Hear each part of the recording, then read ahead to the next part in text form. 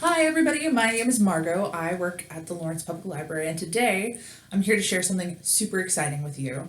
So we're going to start a new series of online content or online video for kiddos, and it is a new series we're calling Book Bites. Now, what is Book Bites? Book Bites is going to be a new series where we talk about books that you can get from home on the internet.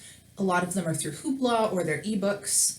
Hoopla is a service where you can use your library card to check out up to 8 books a month digitally. It's super cool. They have audiobooks, they have ebooks. I love it. I have so many books checked out all the time on it. And we talk about those books and we read little snippets of them to get you interested in them and see if there's something that you would like to read. Now, one of the things that I miss the most about being at the library is being able to share books that I love with really cool people, just like you. Yes, you. It's really hard to do from home. I try to do it with everybody I live with, but they're not quite into it. And I try to recommend books to everybody who lives with me, but it goes a little something like this. Well, hello, ma'am. What was the last book that you read and you really liked? What is your favorite series? Kissing is not a series, Waffle. No. What was your favorite book? Are you going to tell me? They're not very cooperative. So instead of trying to recommend books to my ferrets who don't have opposable thumbs or know how to use the internet, I thought I would hop on here and share with you books that I really enjoy. Now, the first book that I'm going to talk about in Book Bites is a book that I think that kiddos who really like Disney Descendants, who like Five Nights at Freddy's or maybe Kingdom Hearts will really like. So this is a book series called The Kingdom Keepers, and it's by Ridley Pearson. Cool fact about Ridley Pearson, he actually lived in Lawrence for a while and went to KU. So Kingdom Keepers is a series of books about a bunch of kids who are sort of virtual tour guides at Disney theme parks. They have hologram versions of themselves that help people walk around the parks and find things and then talk about all the really cool things that you can find at a Disney park. Then something mysterious starts happening, and even though it's just their holograms at the park, the kids will go to bed and they'll wake up at night and they'll wake up in the middle of the park with no idea how they got there. They might live far away or not remotely close to the park, and they're like, how did I get here? And it turns out that after dark, the parks come alive because of there's a little part in the book I'm going to show you in a little bit.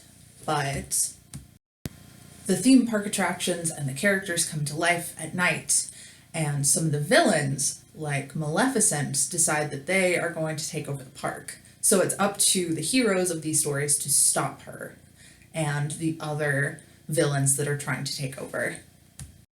Before I read a little snippet of the book to you, I thought I would read the dedication because I thought it was just super cool.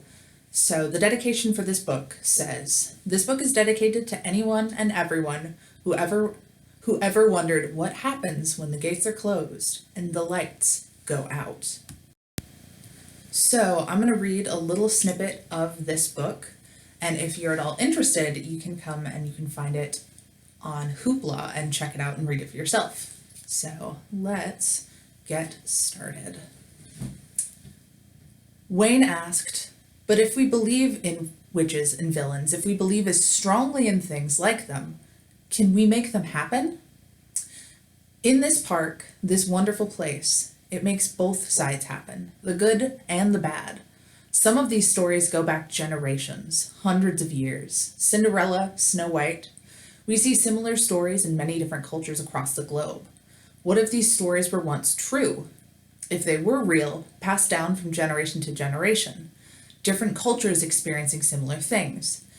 And if they were real, if they are real, if the hero and the heroine go off and live happily ever after, then what happens to the villains, the witches, the sea monsters, the evil stepmothers?" Finn said, "You're saying that because the park makes them real, they are real. I'm saying that if you believe strongly enough, anything can happen.